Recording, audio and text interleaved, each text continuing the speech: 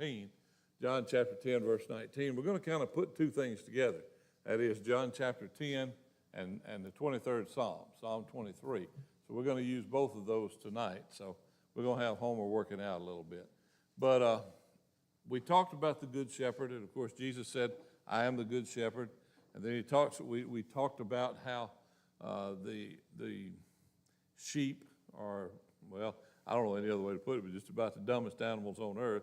But also they are the most vulnerable. They have literally practically no defense mechanisms. So the sheep have a real difficult time and need a shepherd to take care of them at all times, 24/7.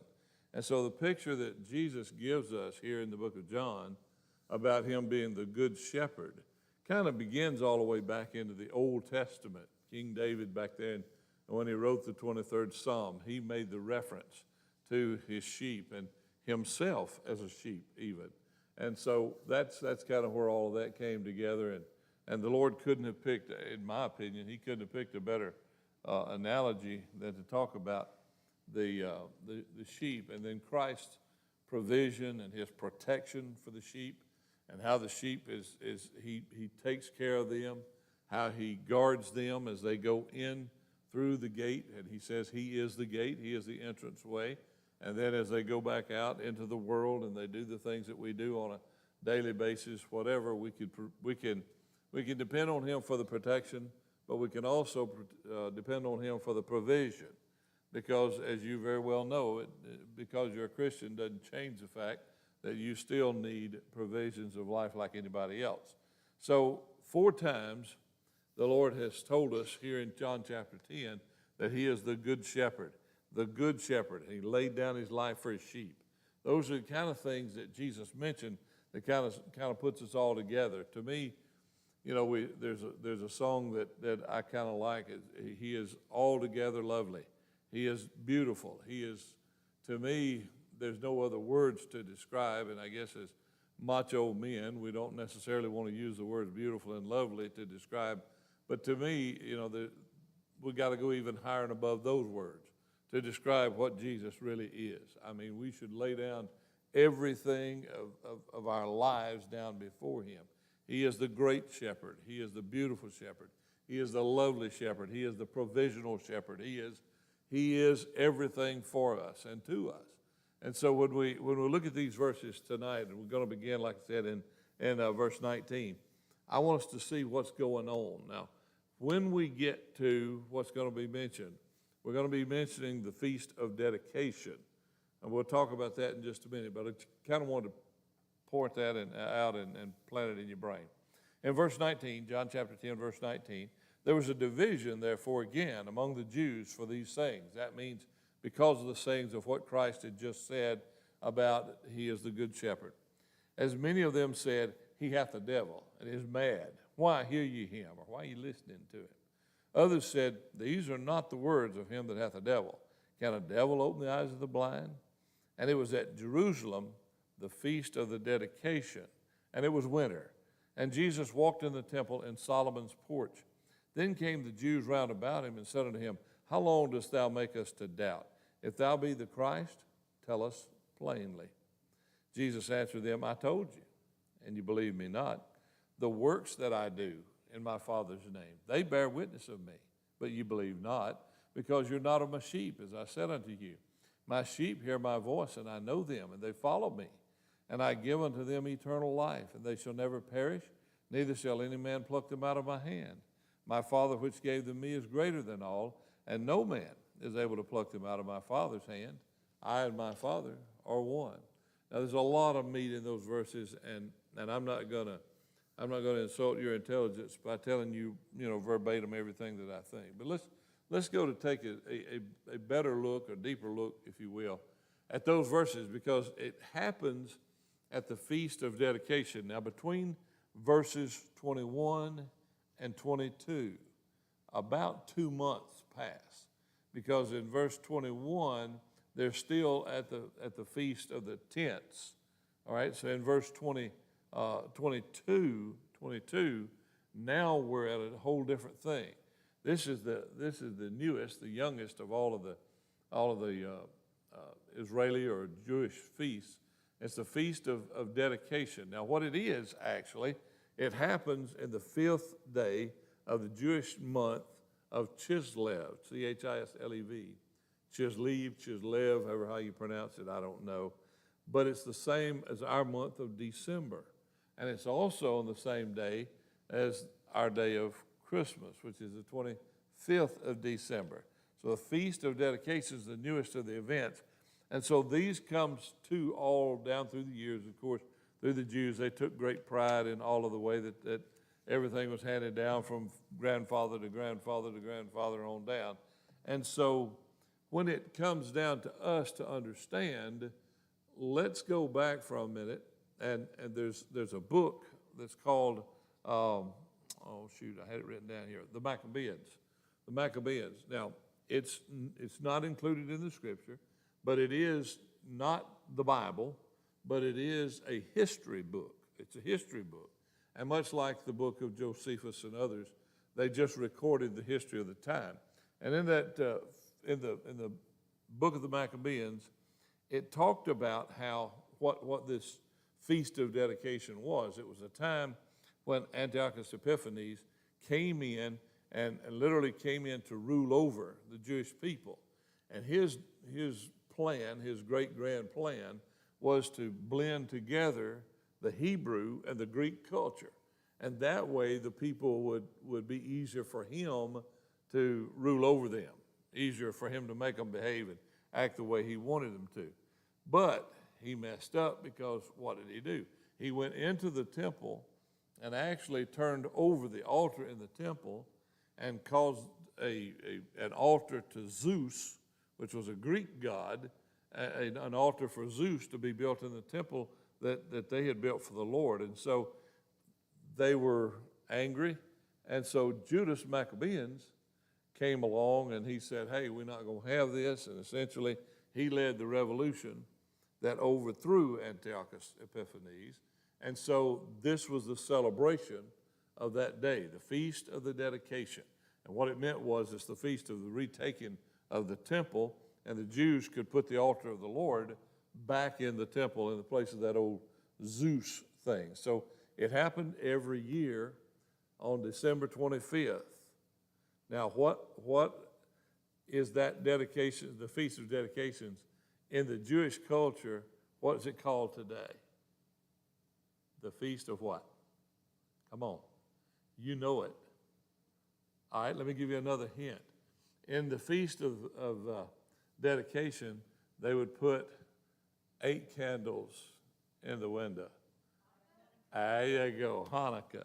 And each day they would light one, and there would be this and this and this and this until they came to the day. And so today it's called Hanukkah.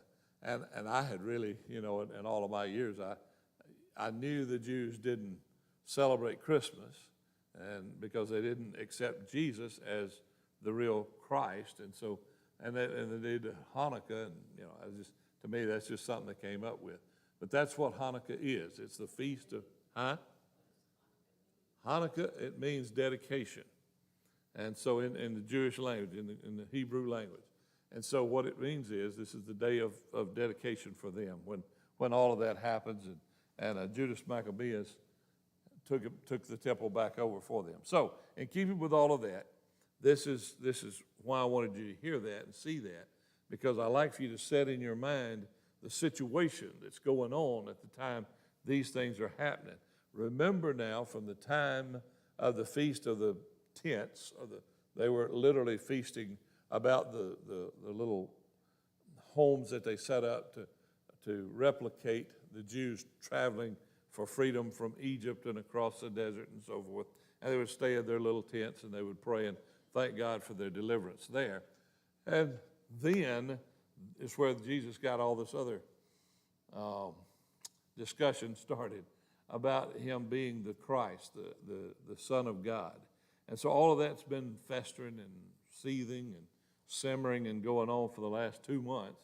And now we shift from that place, and then he says there was a division among the Jews because of these things, and some were saying he's just of the devil. Others were saying he can't be of the devil because the miracles that he's doing can only be of God.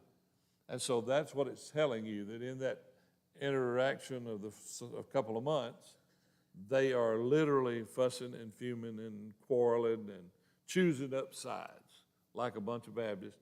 They were choosing up sides and fussing, and some were for Jesus, some were against Jesus. But the big boys in the temple who ruled the roost were all against him and wanted to stir up the people against him to the point of putting him to death. So now it says we're back at Jerusalem, okay? This a couple of months later. This is December the 25th. And Jesus goes down to the Temple of Solomon. It's on Solomon's porch, they call it. It's the porch or the door. Everything over there is, it's dedicated to this, it's dedicated to this, and it's named that. But this is on, imagine that, it's in the dead of winter, it's cold. And they're freezing to death, and they're all cold as can be right there at the 25th of December. And here he comes in on this winter day, and he's going into the temple, and people are looking at him and talking about him. So as Jesus walks along through those massive columns, going into the colonnade with this great cedars of Lebanon would have been intricately carved for rafters and all of these beautiful columns around him. So you could just imagine all of this. If you looked out through from the temple and all this beauty around you and looked out through the door that Jesus would have come through, you would have had just a beautiful picture, a beautiful view of the Garden of the Mount of Olives as you look back through those doors. So get it in your mind what's going on here. And here they come. And to me, it's when the devil loves to work the most, right in the midst of this beautiful situation, this beautiful time of celebration of Hanukkah, this time of celebration of the deliverance again of the temple itself. That's why Jesus is at the temple itself. And so here we are for this wonderful day, this great time, and what happens? Well, the fuss. The fuss comes to encircle all around him. And so then it says, here come the Jews in verse 24. Here come the Jews all around about him. How long are you making us to wonder? How long are you going to cause us to wonder, are you or are you not? Just tell us straight out, are you the Christ? Now listen, do you ever get frustrated when you've told somebody a half a dozen times and they come back, just tell me, well, I've already told you. Basically what Jesus is saying is not only have I told you, but I've shown you the works that I've done, the things that I've done. Don't they bear witness of me? Only God could raise a person from the dead. Only God could put sight back in the eyes of a blind man who had been born blind from birth. And Jesus is saying, look, if that's not God, I don't know what it is. And so then he just goes on to say, hey, I tell you why. I tell you why you hadn't heard me. I tell you why you don't know that what I'm telling you is the truth, because you're not of my sheep. Now, that's a pretty bold statement. How would it be if you could look somebody in the eye and say, you're not saved? Well, you know, you and I don't have that authority, do we? Though we can see the works and so forth and have our opinion, but that's all it is an opinion. And so we just have to back off and say, wow, okay. I know you don't understand, and I'm sorry you don't understand, but I've been preaching to you for 47 years, and if you ain't saved by now, I don't guess you're going to make it, because you hadn't heard me yet, and you hadn't believed me yet. And Jesus is saying, so you don't hear me because you're not of my sheep, because my sheep hear my voice. Remember how I told you how they would bring several different shepherds would bring their sheep into the city and put it in the same holding area, holding pen, and they would watch over them while the shepherds did their business. And then when they got ready to go, they'd just go call their sheep, and their sheep would follow them because they knew them, had an intimate relationship with them.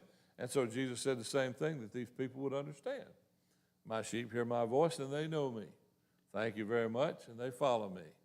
So basically he was telling them, I've told you enough. I've showed you enough. You got in your mind what you're going to do anyway. I'm not going to stand here and argue with you. Now, those weren't his exact words, and please don't think I'm trying to change the Bible, But that's basically what he was telling them. You don't hear me because you don't want to hear me. And so I have shown you, and you still deny me. Let's go back and look now, because I think this will help us as much as anything. We'll go back to Psalm 23, 23rd Psalm, because David, actually, to me, this is the most beautiful of all the Psalms, probably of all the parts of the Bible that I can grab hold of at a time when I really need to get some comfort from. But the 23rd Psalm conveys all that comfort that Jesus was literally referring to. Those Jewish leaders who were questioning him, who were mad at him, who wanted to kill him, all this craziness, they knew the 23rd Psalm very, very well.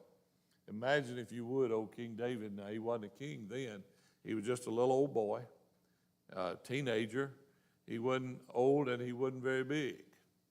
But yet, out there watching over his daddy's sheep, he was just thinking about God, looking up at the stars and the twinkling stars in the sky, and thinking about the massiveness of God and the wonder of God and the beauty of God. And Jesus began to, in thinking of all of that, he must have, David was a great musician. He pulled out his harp and he started to say the words of Psalm 23, "The Lord is my shepherd, I shall not want." Have you ever done that? And I don't mean writing a psalm, but have you ever taken the time, maybe on a starlit night, and just go out and take a look at the massiveness of heaven and of all the stars that you can see in the sky on a clear night, and just think about what an awesome God we serve? David would have been out there all alone, just him and the sheep. That's all he had. He didn't have a TV. He didn't have a cell phone. He was out there and just looking at the beauty of God's creation. Maybe he wrote it in the daytime, looking at the way he thinks, some of the things he talks about. But looking at the 23rd Psalm, it causes me to think of myself. When I do, take the time to slow down from the rat race of this old world and just look at the beauty of God's creation and know that God is God and not me. And know that God has got me in his hands no matter what happens, no matter what comes about. David said, "The Lord is my shepherd, I shall not want." The Lord is my shepherd. I hadn't got anything to worry about. He makes me to lie down in green pastures and leads me beside the still waters. He restores my soul. We talked last time about what the sheep would go through when they got cast down. Do you remember that? When I told you how they would lay down sometimes and they'd mess around and get what modern cattlemen this day and time call it, get downhill. And they would get at a place to where their feet would be up and they had no way of turning over, no way of getting back on their feet. And within a couple of hours on a hot day, they was gone. I mean, they were dead. There was nothing they could do. It's that position they get in. And the shepherds would call it being cast. The sheep was cast. And so if the shepherd is not there, and if he's not watching his sheep, he'll lose his sheep because of being cast.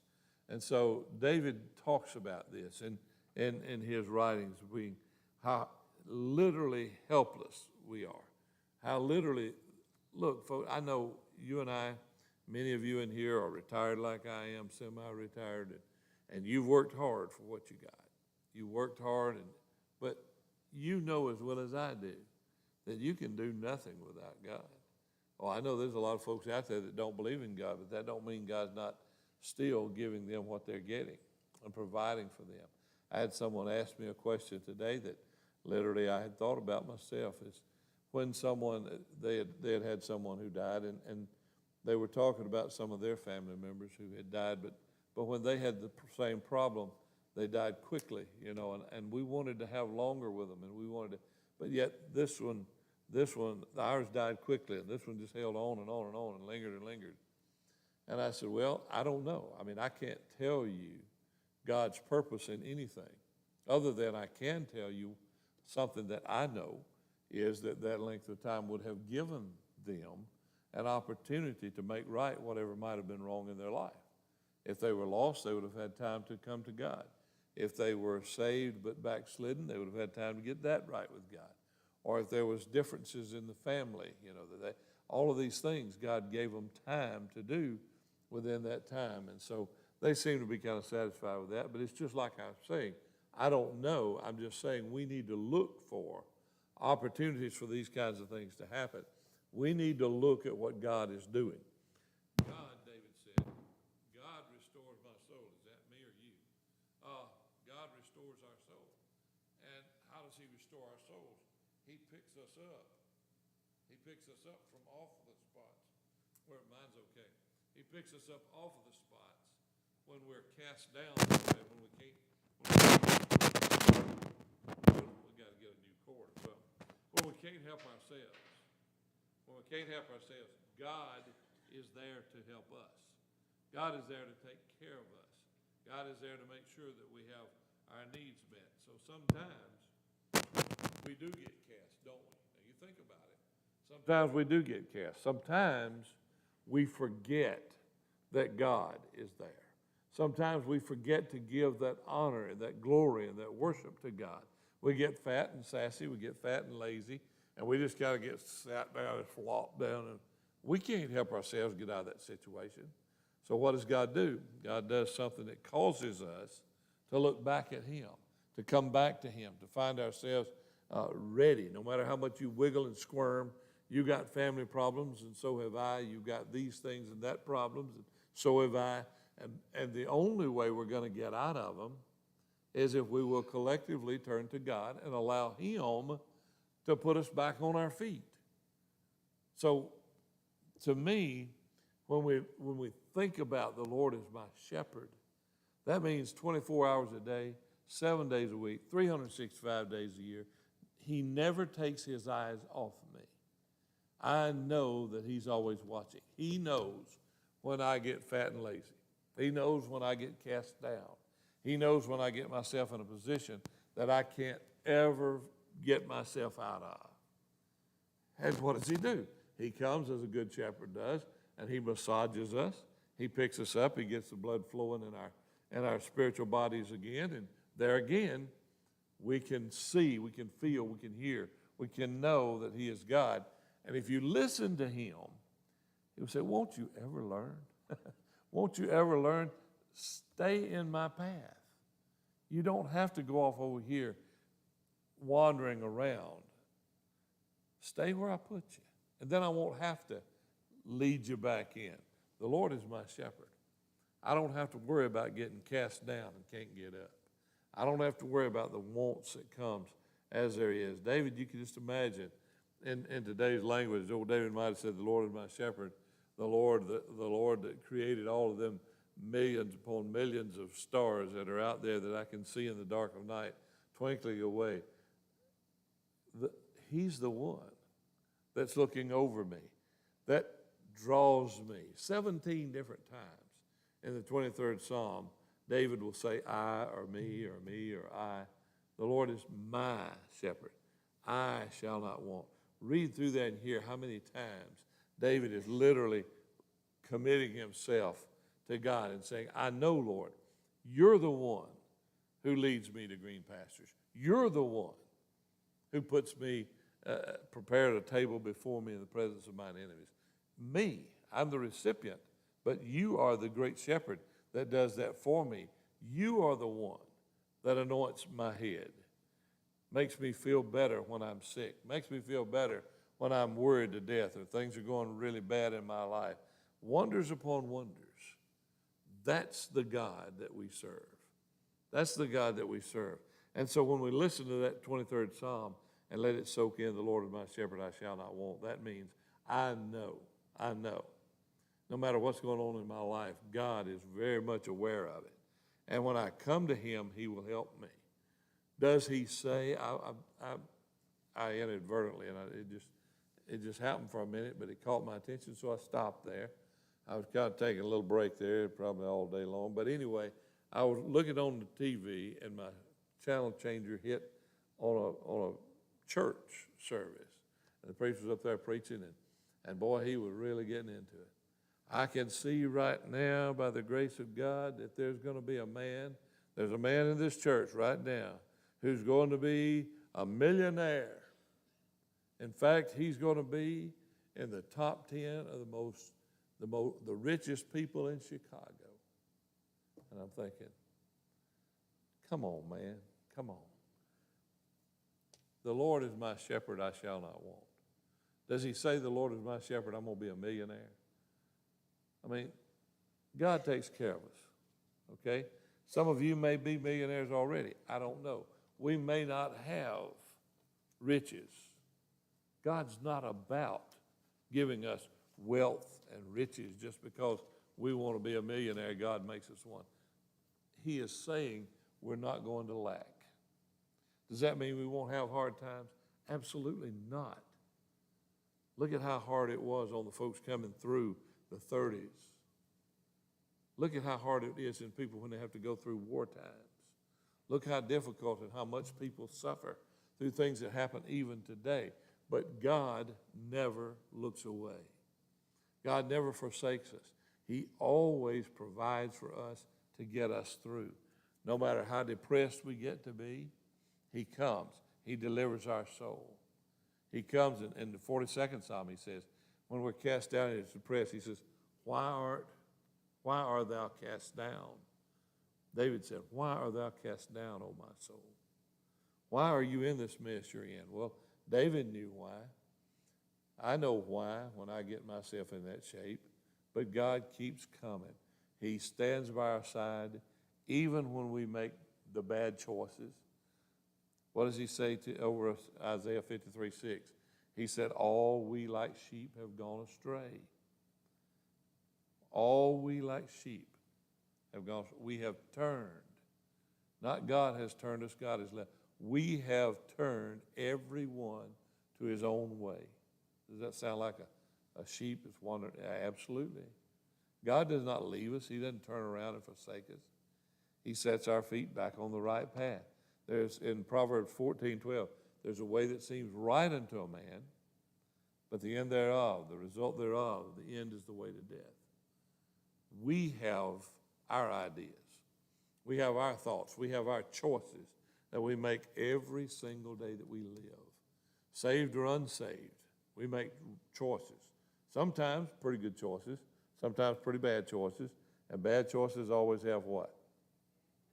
You got that right, bad consequences. Now, sometimes God helps us get through the wrong choices. Sometimes he has to help us get through the consequences, even though we turn to him. Turning to him and getting forgiveness of our sin does not eliminate the consequences of what we've done. But God will not forsake us. He will come right through those consequences. There are other times when God just literally gets in our way and refuses to allow us to make a bad choice. Remember there in the book of Acts chapter 16, verse 7, where Paul wanted to go one way, God wanted us to go the other way. Paul was in Mysia. He decided he wanted to go to Bithynia, but he said, the Lord stood in my way. He could not go. God didn't allow him. God stopped him from making that wrong choice. Sometimes God does that. And we like a bunch of little spoiled children. How many times have you seen a child want something that wasn't good for him, and mom and daddy stopped him from getting it, and he squalled and told them they didn't love him? Does that ever happen to you? You ever seen that? You know what I'm talking about, don't you? We're a lot like those spoiled children sometimes. When God stands in our way and won't let us make that, he leads us. Sometimes he has to hinder us. Sometimes he has to do what else? That's right, chastise us. But he keeps us on the paths of righteousness for his name's sake. That's what he says in verse 4 of Psalm 23. Yea, though I walk through the valley of the shadow of death, I will fear no evil, for thou art with me, thy rod and thy staff, they comfort me. What does the rod do? The rod gets upside your head and makes you see you're messing up, right? What does a staff do? Well, a staff is able, you on one end, you can poke somebody and prod them along. Well, what's that crooked end for? What's its purpose? Huh? That's right, to reach out there and get him by the neck, drag him back up out of that ditch. So God's rod and his staff does. They comfort us. They help us. Dangers come in our lives every day. So Jesus is trying to emphasize over in the book of John what David said in the 23rd Psalm, what we need to put into our own lives. He's always there. Now, I want to quickly hit something, and just this, it won't take but a minute. It's a little bit off the path, but it's there. People get depressed. Depression is a real illness. Now, there's some people who just get down, feel sorry for themselves, and, that happens. It happens to the best of us sometimes. Martin Luther was one of the greatest preachers ever back in the old days, and Martin Luther was subject to depression. And he would get down, and he would go in a room and close off the room and pull the shades. He was a great man of God, but he was subject to depression. He would just go to bed and stay for days. One day, his wife put on her best funeral garb, funeral robe, black all over, scarf over her face, the whole nine. And she came walking into his room and turned some light on, and he said, "What are you doing?" She said, "I just thought by the way you was acting, God must be dead and we was going to need to go to his funeral, so get up and let's go." He got the point. Sometimes we need to be reminded. Now, I'm not saying that depression can be that easily whipped sometimes, but we need, even in our times of depression, even in our times when things aren't going well, even in our times of darkest gloom, let's stop and remember God is our shepherd. Jesus is our leader. He's the one who's going to take us through anything that's going on in our life, no matter what it is, no matter how bad it seems at the time. He's the one who's going to prepare a table before us in the presence of our enemies, when things are the worst they possibly can be. He's the one who's going to pour oil on our head. They used to do that, the shepherd would do it to the sheep, because the old flies had beaten him up, and he'd get sores on his head, and he'd pour that oil on there, and it would have herbs in it, and it would run the flies off, and oil would comfort it and make it feel better. And so God does that for us. We need to remember that. God's people, sometimes it's God's most highly favored people that can get the deepest down in the lowest gloom. But we need to understand, getting in the low times, getting in the ditch, is just a commonality to humanity. We need to remember that when it starts to come on us. My grandmother was as godly a person as I've ever known in my life. I loved her to death. But I remember so well in her older age when she got down and she said, "Son, I just can't get out of this hole." And people, that happens to us. But the only way out is through God and his leadership. Yes, it may take some doctors to help us. But I'm telling you for a fact, don't just get down on somebody, because help them. Help them to see Psalm 23. We love the people of the church. We love each other. We love it. So we need to help each other. We need to give each other a way to come out. We need to appropriate again and again and again the comfort of David's first words in the 23rd Psalm. The Lord is my shepherd. I ain't got nothing to worry about. We tend to worry about, honest to goodness, folks, I've seen it as a pastor, and you know it well as I do. We worry more about troubles that never come than we ought to even worry at all over troubles that we already have. David said, "I will fear no evil." Why? Because thou art with me. Thy rod, thy staff. No worry, Jesus said, no worry. That's what he fulfilled over in the book of John. He fulfilled it by saying, "I am that shepherd. Don't worry, I'm here with you. I'm going to be with you." What did he say over in Matthew 28? "I will be with you even unto the end of the age." That means until you die or the world comes to an end, whichever one happens first. So what do? We need to let God help us see his strength, his mighty power, and hear his love for us. So, understanding that, we got David's 23rd Psalm. We got Jesus over the book of John. We've got the call of David that gives God the glory that we need to give him every day. And then Jesus says, I hear you, buddy, I know. I'm with you. And so David says, instead of being pursued by my enemies, now what am I pursued by? Look at what he says in verse 6 of the 23rd Psalm. Surely goodness and mercy shall follow me all the days of my life, and I will dwell in the house of the Lord forever. David's enemies were in hot pursuit of him later on. Not here when he wrote this. Later on, they were trying to kill him, all the king's men. David said, I know. I'm not worried about those guys following me because I know surely goodness and mercy are following me. They're going to be with me. So what did Jesus say then? He says, you're my sheep. Hear my voice. Listen to me. When I call you out, you step out, you follow him.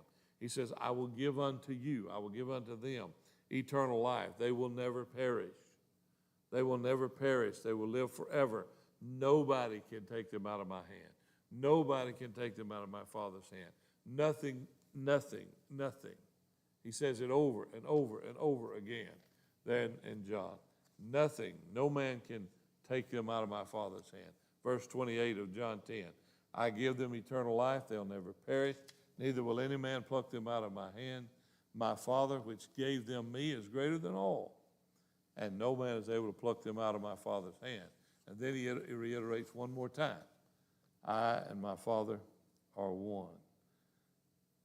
To me, that's the greatest reassurance that we could ever get from our God. I know how many times I have come to God on my knees or in my bed, and I'd say, God, I know I don't deserve it, but I need you to help me. I need you to help me. I need you to come through with me. And now let me tell you something. The older I get, the sweeter it gets to me when I can feel the presence of God in those times. So very real. I know he'll never forget me. I know he'll never turn his back on me. So, are you one of God's sheep? He's your shepherd. You ain't got nothing to worry about. Anybody got any questions? All right, let's all stand.